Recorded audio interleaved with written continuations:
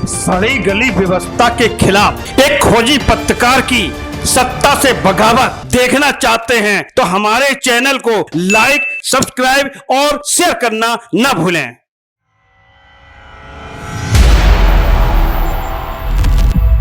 नमस्कार दोस्तों, मैं हूं आपका अपना संजय राजन। स्वागत है आपका दृष्टांत न्यूज में। लेकर आया हूं एक बार फिर कार्यक्रम मुद्दे की बात राजन के साथ। दोस्तों, आज एक बार फिर अयोध्या, मिल्कीपुर और दिल्ली विधानसभा चुनाव के बाद सियासत अपने चरम पर देखने को मिल रही है। दरअसल एक तरफ जहां अयोध्या के मिल्कीपुर विधानसभा उपचुनाव समाजवादी पार्टी और भारतीय जनता पार्टी के लिए प्रतिष्ठा का विषय बना हुआ है, तो वहीं दूसरी तरफ दिल्ली में अगली सरकार किसकी बनेगी, इसको लेकर मतगणना के पूर्व सियासत अपने पूरे चरम पर है। सियासी पारा अपने चरम पर है, माहौल गर्म है। अब समझिए, मिल्कीपुर को लेकर जो मैंने पहले कार्यक्रम किया था उसमें बताने की कोशिश की थी कि आखिर इस एक विधानसभा सीट को लेकर बिल्कुल आर पार की लड़ाई सत्तारूढ़ भारतीय जनता पार्टी और प्रमुख विपक्षी दल समाजवादी पार्टी के बीच क्यों देखी जा रही है। घटनाक्रम इस तरह गरमाया है कि आरोप प्रत्यारोपों की झड़ी सी लग गई है। भारतीय जनता पार्टी और आम आदमी पार्टी के बीच मतगणना के पहले तलवारें खींच गई हैं, तो वहीं उत्तर प्रदेश में समाजवादी पार्टी और सत्तारूढ़ भारतीय जनता पार्टी के बीच भी ऐसे ही हालात देखने को मिल रहे हैं। अभी तो महज एग्जिट पोल को लेकर ही कयासों का दौर है कि सरकार किसकी बन रही है या कौन सत्ता पर काबिज होगा, कौन सत्ता से विमुक्त होगा। लेकिन ऐसा लग रहा है कि बिल्कुल भारतीय जनता पार्टी और विपक्षी दल आर पार के मूड में नजर आ रहा है। समाजवादी पार्टी सुप्रीमो अखिलेश यादव समेत समाजवादी पार्टी की पूरी टीम 5 फरवरी को संपन्न हुए मिल्कीपुर विधानसभा उपचुनाव की गड़बड़ियों को लेकर आक्रामक तेवर में नजर आ रहे हैं। पहले हम मिल्कीपुर की बात कर लेते हैं, उसके बाद दिल्ली विधानसभा चुनाव के परिणाम के पहले की क्या घटनाक्रम है उस पर चर्चा कर लेंगे। सपा सुप्रीमो अखिलेश यादव ने तो मतदान की गड़बड़ियों की शिकायत पर चुनाव आयोग की ओर से कोई कार्रवाई नहीं होने को एक बड़ा मुद्दा बना दिया है।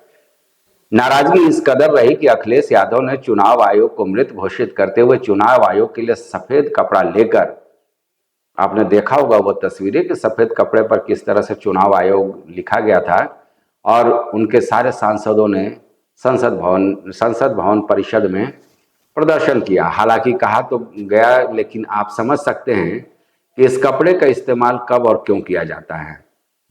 अखिलेश ने डंके की चोट पर कहा कि 5 फरवरी को दिन भर करीब 500 शिकायतें समाजवादी पार्टी को मिली मतदान के दौरान गड़बड़ियों की, और आयोग से ये शिकायत की गई, लेकिन किसी एक पर भी कार्रवाई नहीं की गई। यहां तक कि अखिलेश ने एक ऑडियो भी अपने एक्स पर पोस्ट किया। उस ऑडियो में साफ तौर पर मतदान का जिक्र मतदान कर्मी द्वारा किया जा रहा है कि कैसे वो फर्जी मतदान करा रहा है।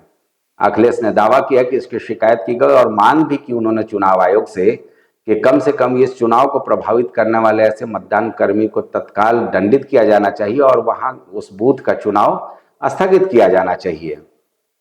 मगर अभी तक उस मामले में कोई कार्रवाई न तो की गई है और न ही होने की उम्मीद है, ऐसा समाजवादी पार्टी का साफ तौर पर कहना है। चलिए, चुनावों को लेकर चुनाव आयोग, खासकर मुख्य चुनाव आयुक्त राजीव कुमार पर विपक्षी दल पहले से ही सवाल खड़ा करते रहे हैं, लेकिन ये दिन भी देखना होगा कि चुनाव आयोग के लिए अब सियासी दल कफन लेकर आएंगे तो निश्चित तौर पर बेहद चिंता का विषय बनता है, क्योंकि चुनाव आयोग के ऊपर ही जिम्मेवारी होती है, चाहे केंद्र का चुनाव आयोग हो या राज्य का निर्वाचन आयोग हो। यह जिम्मेवारी उनके ऊपर होती है कि किस तरह से जो दावा किया जाता है पारदर्शी तरीके से, साफ सुथरे तरीके से चुनाव कराए जा सके, जिससे जनता जो है जनाधार अपनी मर्जी से किसी भी सियासी दल को दे सके। लेकिन विगत कुछ चुनावों को लेकर के चुनाव आयोग निश्चित तौर पर कड़े में खड़ा है और तमाम तरह के आरोप लगाए जाते रहे हैं।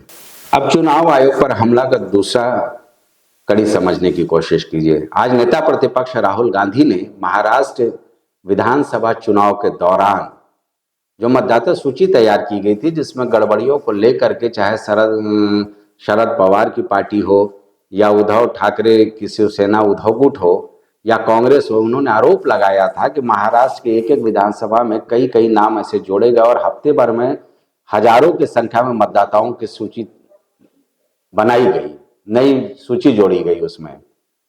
तो ये निश्चित तौर पर एक सख्त हमला है चुनाव आयोग के ऊपर। राहुल गांधी ने ये मांग कर दी है चुनाव आयोग से कि उन्हें वो सूची सौंपी जाए जो लोकसभा चुनाव के दौरान महाराष्ट्र में तैयार किए गए थे और विधानसभा चुनाव के दौरान जो इसी साल संपन्न हुआ उसके लिए तैयार किए गए थे। यानी कुल मिलाकर चुनाव आयोग को कहीं ना कहीं कटघरे में खड़ा करने की तैयारी कांग्रेस की ओर से भी की जा रही है। राहुल गांधी प्रेस कॉन्फ्रेंस किए और ये मांग रखी। हालांकि चुनाव आयोग की ओर से ये साफ तौर पर कहा गया है कि राहुल गांधी को उनकी जो मांग है, उनके जो आरोप हैं, उसका लिखित जवाब जल्द दे दिया जाएगा। यानी कुल मिलाकर चुनाव आयोग के खिलाफ अब सारे विपक्षी दल आक्रामक नजर आ रहे हैं। चलिए दिल्ली की बात की जाए तो यहां मामला और गंभीर है। दिन भर का घटनाक्रम आप देख रहे होंगे। आम आदमी पार्टी के सांसद संजय सिंह ने आरोप लगा दिया कि आम आदमी पार्टी के जितने भी प्रत्याशी हैं, विधायक हैं, उनको भारतीय जनता पार्टी की ओर से 15-15 करोड़ रुपए दिए जाने का प्रलोभन दिया जा रहा है। इसके अलावे दिल्ली में सरकार बनने पर उन्हें मंत्री पद से नवाजने का भी लालच दिया गया है। अब समझिए, आरोप इतना गंभीर था। भारतीय जनता पार्टी जो दो हाथ कर रही है आम आदमी पार्टी से एग्जिट पोल में, हालांकि दिल्ली में कमल खिलने का संकेत मिल रहा है, लेकिन कल जब मतगणना हो जाएगी 8 फरवरी को, तब ये तय हो पाएगा कि वाकई एग्जिट पोल बनता है या नहीं। लेकिन फिलहाल सियासी घमासान चरम पर है। भारतीय जनता पार्टी ने संजय सिंह के इस आरोप को देखते हुए तत्काल लेफ्टिनेंट गवर्नर जो दिल्ली के हैं उनको कहा कि इस मामले की जांच कराई जाए, और वह भी चंद घंटों के भीतर एंटी करप्शन ब्यूरो को राज्यपाल ने जांच सौंप दी। एंटी करप्शन ब्यूरो भी तत्काल केजरीवाल के घर पहुंच गया, जो आम आदमी पार्टी के मुख्य संयोजक हैं। जांच चल रही है, पूछताछ चल रही है। संजय सिंह से भी पूछताछ चल रही है कि किस आधार पर उन्होंने ये आरोप लगाया है, क्या साक्ष्य है उनके पास। इन तमाम चीजों को लेकर के दिल्ली में गतिविधियां हैं। इस बीच केजरीवाल ने अपने 70 प्रत्याशियों के साथ समीक्षा बैठक की और आगे की रणनीति भी बनाई। आरोप प्रत्यारोप का दौर चरम पर है। अब समझिए, ये जांच एंटी करप्शन ब्यूरो करेगी, क्या वाकई ये आरोप सही था या गलत था। इसी तरह चुनाव के दौरान अरविंद केजरीवाल ने यमुना नदी में हरियाणा सरकार द्वारा जहर मिलाने की बात कही गई थी, उसका भी जांच चुनाव आयोग के पाले में है। बात वही है, आम आदमी पार्टी पिछले 10 सालों से दिल्ली पर काबिज है और एग्जिट पोल के बाद भारतीय जनता पार्टी को यह लग रहा है कि शायद 27 साल बाद वो दिल्ली को फतह कर लेगी। आज देश में सियासत का रूप बदल रहा है। हर एक सियासी दल अपने अपने हिसाब से नैरेटिव करते हैं, एजेंडे तय करते हैं, और मैं देख रहा हूं कि इस सियासी घमासान में जन सरोकार कहीं पीछे छूटता जा रहा है।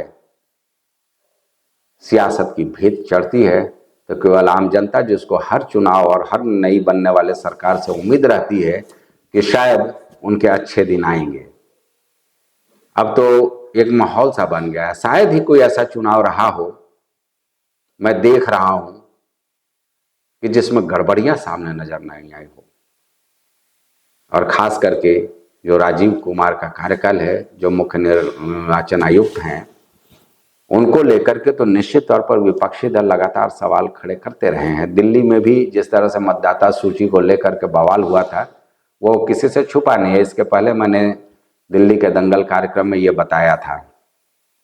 हमें लगता है कि जो शिकायतें विपक्षी दलों की ओर से मिल रही है, अगर चुनाव आयोग उस पर तत्काल कार्रवाई कर लेता, दूध का दूध पानी का पानी हो जाता। लेकिन कार्रवाई न करना निश्चित तौर पर चुनाव आयोग को कटघरे में खड़ा कर रहा है और विपक्षी दलों को एक बड़ा मुद्दा दे रहा है। अब राहुल गांधी अगर मतदाता सूची की मांग करते हैं तो हमें लगता है कि ये डाटाबेस होता है सब कुछ, तत्काल राहुल गांधी को, जो नेता प्रतिपक्ष है, उनको महाराष्ट्र की ये सूची दे दी जानी चाहिए। लेकिन ऐसा पता नहीं क्यों होता नजर नहीं आता है, मुझे भी समझ में नहीं आता है। अरे भाई साहब, भारतीय लोकतंत्र की तो पूरे विश्व में डंका बजती है और सबको बड़ा गर्व होता है कि हम विश्व के सबसे बड़े लोकतांत्रिक देश हैं। और खास करके चुनाव आयोग के उच्चस्थ अधिकारियों को तो ये समझना पड़ेगा। किसी चुनाव आयोग के अधिकारी हुआ करते थे टी.एन. शेषन जैसे व्यक्ति, जिन्होंने इलेक्शन रिफॉर्म्स की न केवल बात की बल्कि उसको जमीन पर करके दिखाया और बड़े बड़े लोगों को धूल चटाया। टी.एन. शेषन ने जो चुनाव की पद्धति थी उसमें बिल्कुल एक क्रांति सी ला दी। तो आखिर अब क्या ऐसा हो गया है जिसकी वजह से चुनाव आयोग के लिए विपक्षी दल कफन तैयार कर रहे हैं?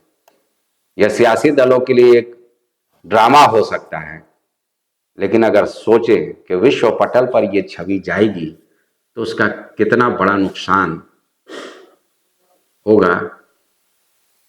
चलिए, क्या कुछ होता है। कल तो मतगणना होना है दिल्ली विधानसभा में जो चुनाव हुआ था और मिल्कीपुर विधानसभा उपचुनाव का, लेकिन उसके पहले ये कहा जा सकता है कि सियासी पारा अपने चरम पर है। जो कुछ होगा वो लेकर हम एक बार फिर आपके सामने आएंगे, विश्लेषण आपके सामने प्रस्तुत करेंगे।